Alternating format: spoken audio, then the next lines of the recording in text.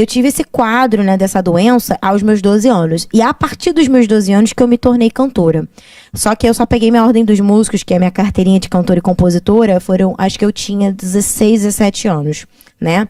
Mas quando que eu comecei a ser cantora, a entrar nesse ambiente? Sempre cantei em coral, sempre cantei em tudo isso. Só que quando eu tinha 12 anos de idade, eu tive uma doença. Ela se chamava H1N1. Hoje ela é uma doença conhecida, né? É uma doença que todo mundo conhece, sabe o que é a doença do porco, né? H1N1. Só que eu tive ela com 12 anos de idade. Hoje eu tenho 24 anos. E aos meus 12 anos de idade, foi basicamente num surto. Basicamente como se foi o Covid, né? Sim. Ninguém sabia, ninguém tinha propriedade, ninguém sabia o que era, só sabia que estava matando. Era basicamente isso. E a H1N1 foi uma doença que as pessoas pegavam e em menos de 72 horas estavam morrendo, né? Tava matando pessoas. Então, teve um certo dia que eu fui pro colégio, voltei, febre de 40 graus, e aí comecei a vomitar sangue, cuspir sangue, e minha mãe não entendia o que era. Meu pai saiu do trabalho, a gente foi pro hospital. Fui pro hospital, eu fui em 3 hospitais e ninguém sabia o que eu tinha, né? Porque era uma doença nova, ninguém sabia o que estava acontecendo. Então fui para 3 hospitais e nenhum hospital sabia o que eu tinha, até que eu fui num outro hospital aqui perto, né, da gente, e ele tinha acabado de inaugurar, ou seja, eu acho que estava todo mundo muito dedicado, né, ao hospital.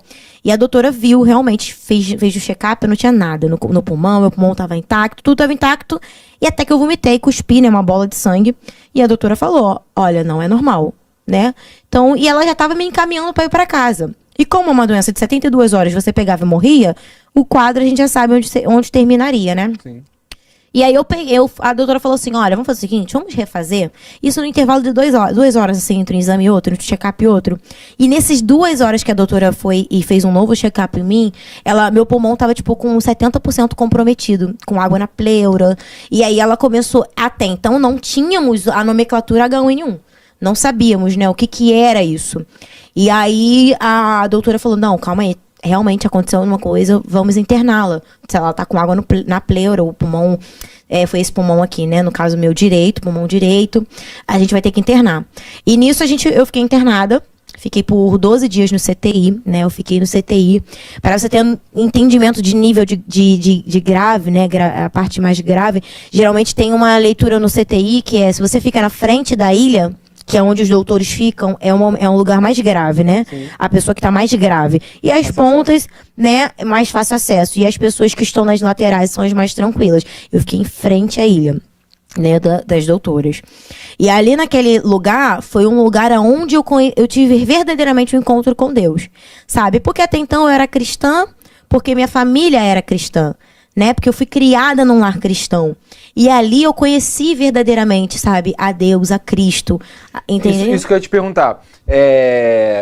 Quando você fala, e ali eu tive um verdadeiro encontro, creio eu que não é porque você tinha um falso encontro com Deus, mas você consegue diferenciar a sua entrega para Ele? Sim. Exemplo, caraca, antes de eu ter esse diagnóstico, eu trabalhava para Cristo assim. Uhum. A partir de agora eu tenho que fazer isso. Você consegue identificar isso ou não?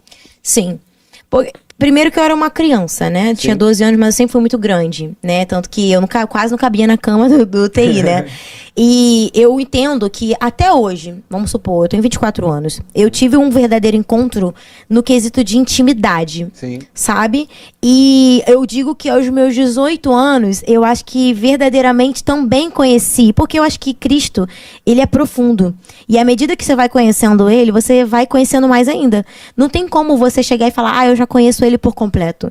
E o Senhor sempre vai estar trazendo um momento para nossa vida. Aquele momento dos meus 12 anos foi um. E aos meus 18 eu tive um outro encontro. Ele se mostrou de forma diferente. E hoje, aos meus 24 anos, ele tem se mostrado de forma diferente. Sabe? Sim. Então eu consigo identificar, sabe, os momentos que eu tive com ele, sim. E esse, aos meus 12 anos, foi um momento, sabe? Fiquei lá por 12 dias no CTI, né? E ali o meu quadro foi de declínio, porque eles não tinham hoje a gente consegue ter vacina, tratamento direcional à doença. Lá naquela época não tinha. Então, basicamente, é como se ela pegasse uma cartela de cores. A doença dela aparece com a amarela, com a verde e azul. Vamos fazer uma misturinha aqui do remédio e vamos tratar. É isso. Não tinha não tinha um resultado, ninguém sabia o que era. Não sabia Então, pra onde ir, né? não sabia, era uma coisa meio que incerta. Então vamos tratar dessa forma. Fiquei no CTI e qual foi a questão? Eu fiquei muito deitada, né? Os meus órgãos começaram a parar mesmo, né? Eu tive meu rim, eu não fazia xixi, eu não urinava, né? Que tem que ser uma urinava, gente. E ali eu comecei a ter meus primeiros impasses, né? Porque e isso é uma coisa bem legal, porque a minha visão era uma visão da pessoa que estava doente, né? E o meu pai, talvez se meu pai contar, meu pai vai ter uma outra visão. Então, o que acontece? Em meu testemunho, geralmente, eu tenho uma mistura de uma visão do meu pai e da minha. Por quê? Porque muitas vezes eu estava dormindo e meu pai viu muita coisa e eu não via. E qual a visão do seu pai que você acha? A visão do meu pai, eu acho que, por exemplo, o meu pai, ele viu o real. Eu acho que pra mim foi muito maquiado. As pessoas maquiaram, não me mostraram tanto o estado grave que eu tava. Não me falaram que eu tava quase morrendo. Não falaram que eu tive apneia, sabe? Que é apneia quando você respira e só Deus sabe quando você respira de novo. Quando a máquina faz aquele pi, sabe? Eu não sabia disso, porque eu tava dormindo. Então, o que aconteceu? Durante esse período, né, desses 12 dias, eu tive a H1N1, ela foi indo no meu pulmão, foi tomando meu pulmão, né, os meus rins. Eu fiquei muito tempo deitada, então as minhas pernas não se movimentavam, né, eu tive que reaprender a andar. A minha pressão, geralmente a pressão normal é 12/8, correto? A minha pressão chegou a 4/2. Meu Deus. Então, realmente, eu estava morrendo, estava no caminho, na trajetória da morte mesmo, sabe? E ali eu via meus pais orando, todo mundo orando. Então eu tive a minha pressão baixando, os meus órgãos falhando. Então chegou no momento em que eu tinha que fazer uma cirurgia, né? Porque já não tinha mais veia para ter acesso. E a doutora pegava no meu pé e eu chorava. Falava, doutora, pelo amor de Deus, não pega no meu pé. Que ela via as veias do pé e já queria partir pro pé, porque eu não tinha mais veia no braço. E já não estava tendo resultado, porque eu já não estava urinando. Então eu estava absorvendo líquido, estava parecendo uma bolinha de queijo, inchada. E aí a doutora falou, olha, a gente vai ter que fazer uma é subclave que fala, né? Sim. Que é aqui na lateral, nessa artéria, né? E basicamente, na época, né? Não sei se hoje evoluiu a ciência, mas na época a doutora... Meu pai perguntou, falou, doutora, mas ela canta, será que ela vai ter vai prejudicar alguma coisa, sabe? Nas cordas vocais. A doutora falou que poderia ter ou não. Então ali a gente começou a falar, não, ela não vai fazer essa cirurgia. E ali foi o primeiro ato de fé da gente, sabe? De crer. E ali a gente... O que acontece? Por dentro ali do CTI, a doutora, eu tava num estado de indo, sabe? Eu estava falecendo, eu estava indo, Senhor, né? Eu tava morrendo, a realidade era essa. E aí meu pai falou, não, tudo bem, ela pode até fazer a cirurgia, mas antes eu queria muito que meus familiares, os pastores da família, quem pudesse vir aqui para orar, eu agradeço. E o motivo de eu fazer essa cirurgia era porque eu estava contendo muito líquido. Ou seja, eu não estava fazendo xixi. E aí, qual foi a questão? As pessoas começaram a entrar no quarto. E uma tia me orou. E aí, declarava cura sobre a minha vida. E saía do quarto. E aí, por um desencargo, uma coincidência, uma jesuicidência, né, que eu falo, eu comecei a urinar. Então, no intervalo, aí uma tia minha orou, aí depois um tio meu tio Dani, né, foi lá me orar, e depois as pessoas foram indo orar, e ao intervalo de cada oração, a qual a igreja, né, o corpo estava lá declarando a cura para minha vida, falando, né, repreendendo o espírito da morte, o anjo da morte, e declararam a cura sobre a minha vida naquele lugar. Eu fui fazendo, né, urinando, e as minhas fraldas, elas iam sendo pesadas.